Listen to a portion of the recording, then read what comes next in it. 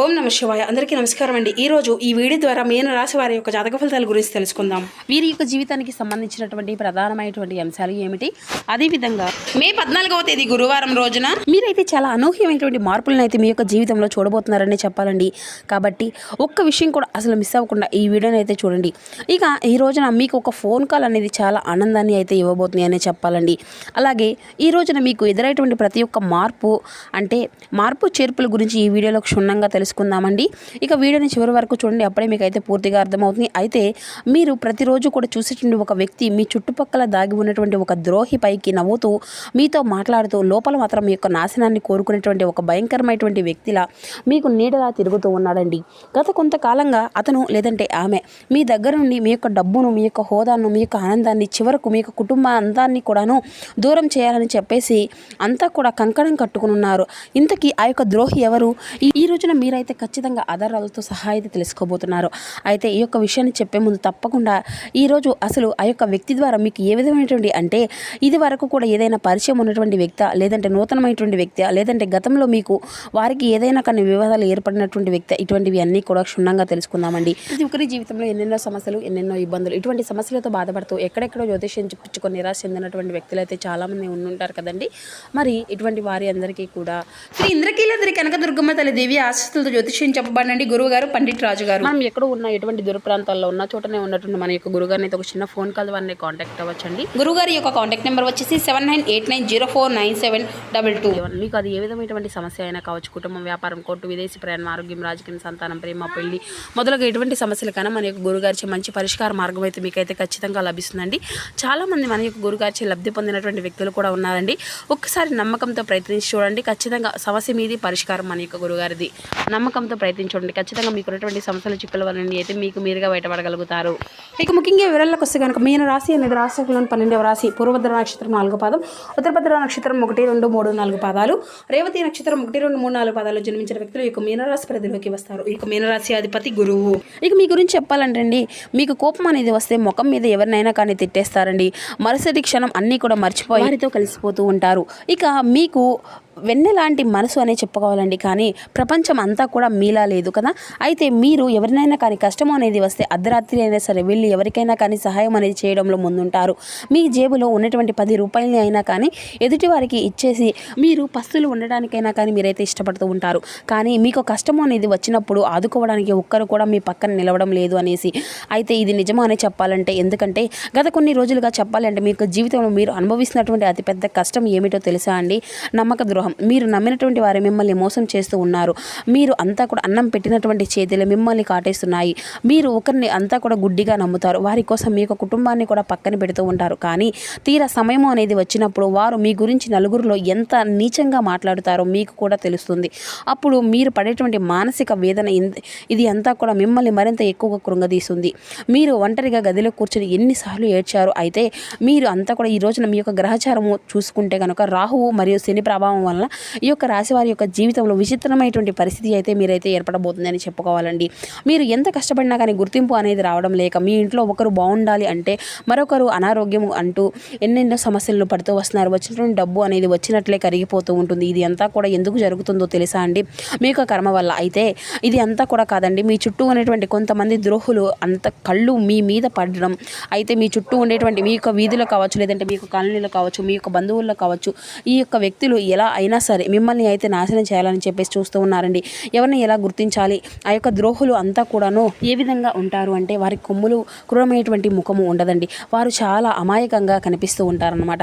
మరి వారిని ఏ విధంగా మేము గుర్తించాలి అనేటువంటి అనుమానం అనేది మీకు రావచ్చు. మీ యొక్క ఇంటికి వస్తారా, మీతో పాటే మాట్లాడుతారు, బాగున్నారా, మీ యొక్క పిల్లలు బాగున్నారు, మీరు అంతా కూడా అదృష్టవంతులు అని చెప్పేసి మీ ముఖం మీద మిమ్మల్ని చక్కగా పొగుడుతూ ఉంటారు. కానీ ఆ యొక్క పొగడత వెనుక ఒక భయంకరమైనటువంటి కుళ్ళు కుతంత్రాలు దాగి ఉన్నాయి. దాన్ని నరఘోష అని అంటారండి. ఆ యొక్క వ్యక్తికి మీ యొక్క ఎదుగుదల చూసి కడుపులో మంట.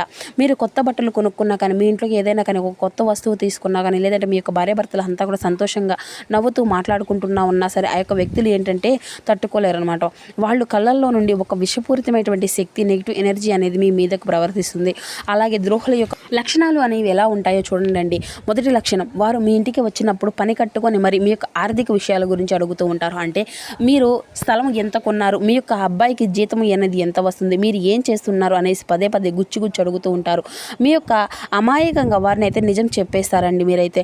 అక్కడి నుండి మొదలవుతుందండి మీ యొక్క పతనము అనేది. ఇక మీ ఇంట్లో ఎవరినైనా కానీ చిన్న గొడవ అనేది జరిగినా కానీ మీ యొక్క పక్షాన మాట్లాడుతూ ఉంటారు, నటిస్తూ మీకు కుటుంబ సభ్యుల మధ్య మరింత ఎక్కువగా చిచ్చు అనేది పెడుతూ ఉంటారు.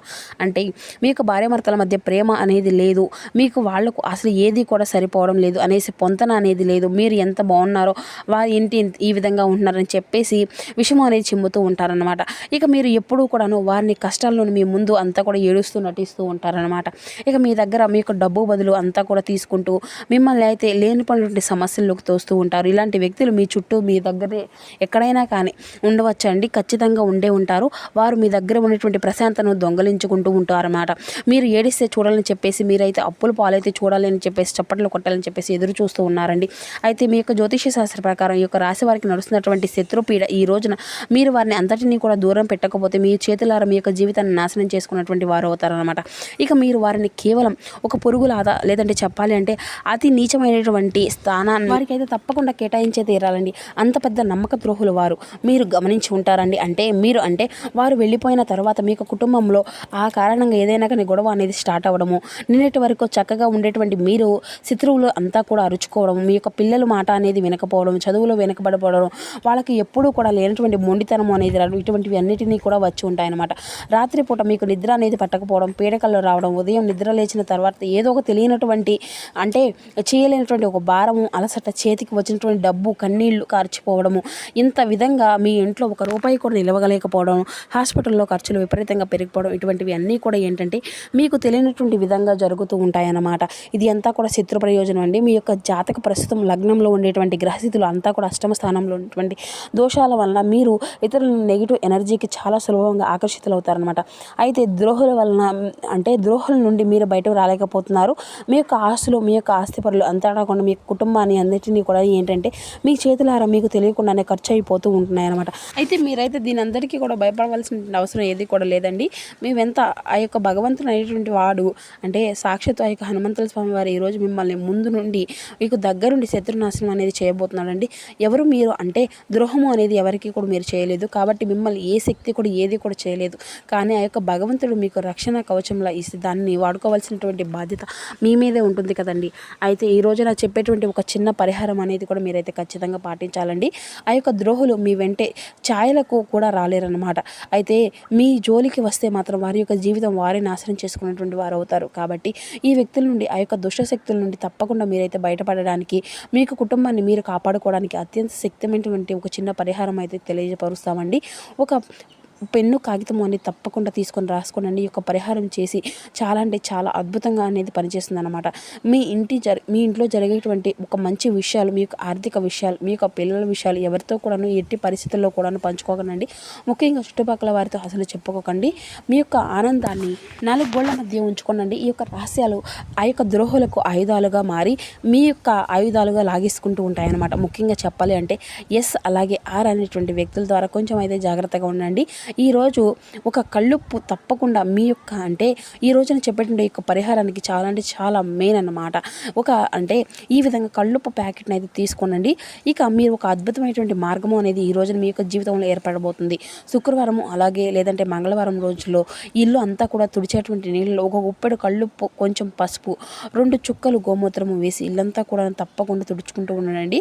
ఒప్పుకున్నటువంటి ఇంటిలో ఉండేటువంటి శక్తులు అన్నింటిని కూడా ఎటువంటి చెడు వ్యక్తులైనా కానీ, మీకు చెడు గాలి అయినా కానీ పేల్చేటువంటి శక్తి అనేది దాంట్లో ఉంటుందన్నమాట.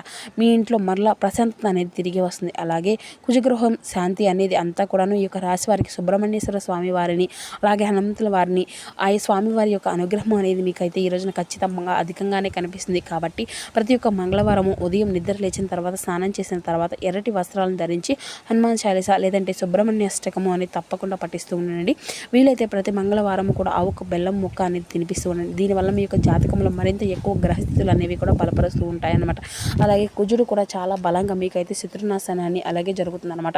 ఇక ఈ రోజున మీ ఇంటి సింహద్వారం దగ్గర అంతా కూడాను చెడు చూపు అనేది లోపలికి రాకుండా, మీకు ఆ యొక్క ఆస్కారం అనేది లేకుండా ఒక నిమ్మకాయను, పచ్చిమిర్చిని, అలాగే కొద్దిగా పటిక అనేది బెల్లము నల్లదారంతో కట్టేసి మీ ఇంటి గుమ్మానికి బయట వైపు అయితే కట్టుకోనండి. ఇది మీ ఇంటి మీద పడేటువంటి చెడు కన్ను, పటికను అంతా కూడా తొలగించేస్తుంది అనమాట. ఇక కాబట్టి మీ యొక్క జీవితంలో మీరు ఎన్నో ఎన్నో దెబ్బలు తిన్నారండి. ఎంతోమందికి మంచి చేసి కూడాను మీరైతే చెడ్డవారైపోయారన్నమాట. మీరైతే మీకు వెన్నుపోటు పొడిచినటువంటి వ్యక్తులను అయితే ఇప్పటికీ కూడా తలుచుకొని బాధపడినటువంటి క్షణాలు అయితే ఉన్నాయండి. అయితే తప్పకుండా మీరు యొక్క కష్టాన్ని అంతటా కూడా తీరిపోయేటువంటి సమయం ఈ రోజు కావచ్చు. కాబట్టి ఈరోజు నేను చెప్పేటువంటి ఈ యొక్క ద్రోహుల గురించి అయితే వారిని మీ యొక్క జీవితం నుండి మీ యొక్క ఆలోచన శాశ్వతంగా మీరైతే బహిష్కరించడానికి అయితే సిద్ధంగా ఉండి మీరు పట్టిందల్లా కూడా గెలవడానికి. కాబట్టి మీ యొక్క యోధులు అనేటటువంటి వారు ఏడిస్తే మాత్రం ఈ యొక్క శత్రువులు అంతా కూడా సంతోషిస్తారు. కాబట్టి మీరైతే నవ్వాలి, మీరు సాధించాలి. ఎస్ అండ్ అలాగే ఆరండేటువంటి వ్యక్తులతో ఈ రోజునైతే మీరు తప్పకుండా జాగ్రత్తగా ఉండండి. ఇక ఈ రోజున ఉద్యోగ పరంగా వ్యాపార పరంగా చాలా సానుకూలమైన మార్పులు అనేవి కూడా మీరైతే ఖచ్చితంగా పొందుకోబోతున్నారు. ఇక ఉత్తర దిక్కు ప్రయాణం అనేది ఈ రోజున మీకు చాలా అద్భుతంగా కలిసి రాబోతుందండి. అలాగే అదృష్టపు రంగు వచ్చేసేసి ఈ రోజున మీకు నీలం కలర్ ఉంటుంది కదండి, స్కై బ్లూ కలర్. ఇది అయితే చాలా అంటే చాలా అదృష్టంగా కలిసి వచ్చిన రంగు అని చెప్పుకోవచ్చు. ఇక అలాగే మీకైతే పసుపు కలర్, ఈ రెండు కూడా చాలా అదృష్టాన్ని కలిగిస్తాయండి. ఇక అలాగే అదృష్టపు సంఖ్యలో వచ్చేసి 9, 16. ఇక ఈ రోజున ఒక ఫోన్ కాల్ అనేది చాలా ఆశ్చర్యాన్ని మీకు ఆనందాన్ని ఇస్తుంది అని చెప్పుకున్నాం కదండి. ఆ యొక్క ఫోన్ కాల్ అనేది మీకు ఎవరైనా కానీ ప్రేమికులు ఉన్నారో ఈ యొక్క రాశివారు ప్రేమికుల పరంగా చాలా ఈ రోజున అయితే ఇబ్బందులు అనేది ఎదుర్కొన్నటువంటి వారికి ఈ రోజున చాలా డిఫరెన్స్ అనేది ఖచ్చితంగా వారిలో మీరైతే ఆ యొక్క మాట తీరు ద్వారా మీరు మీ యొక్క జీవితం అనేది పూర్తిగా తొలగిపోయినటువంటి అని చెప్పేసి ఎవరైతే నిరాశ అనేది పడుతూ ఉన్నారో వారికి అనూహ్యంగా మాట్లాడేటువంటి ఆ యొక్క వ్యక్తి నుండి ఒక ఫోన్ కాల్ అనేది కానీ లేదంటే ఒక మెసేజ్ కానీ రావడము అనేది అంతా కూడా మీ యొక్క మంచి ఆనందాన్ని ఇచ్చే విధంగా ఆ యొక్క ఫోన్ కాల్ అనేది ఒక మెసేజ్ కానీ రావడం వలన మీకు ఒక ఆశ్చర్యాన్ని ఆనందాన్ని ఇస్తుంది అనమాట. ఆ యొక్క ఫోన్ కాల్ అనేది ప్రేమికుల పరంగా చూస్తే కనుక ఈరోజు విడిపోయినటువంటి ఈ రోజున ఆ యొక్క ప్రేమికులు ఎవరైతే ఉన్నారో అండి తిరిగి మరలా ఆ యొక్క ఫోన్ కాల్ ద్వారా మీకు వచ్చిన ఆ యొక్క శుభవార్త మాట్లాడే ప్రతి ఒక్క మాట కూడా మిమ్మల్ని ఆనందపరిచే విధంగా ఉంటుందన్నమాట. ఇక వివాహ బంధానికి సంబంధించినటువంటి ఆరోగ్యపరంగా సంబంధించినటువంటి కూడా సానుకూలమైనటువంటి తలే కనిపిస్తున్నాయండి. ఇక్కడ ఎటువంటి ప్రాబ్లమ్స్ అనేది కూడా మీకైతే ఎక్కువ కనిపించడం లేదండి. ఇక ప్రయాణాల విషయంలో కొంచెం జాగ్రత్తగా ఉండండి. దేవాలయ దర్శనాలు కూడా ఈ రోజున మీకు శుభప్రదంగా ఉంటాయి. మరి తెలుసుకున్నారు కదండి. తిరిగి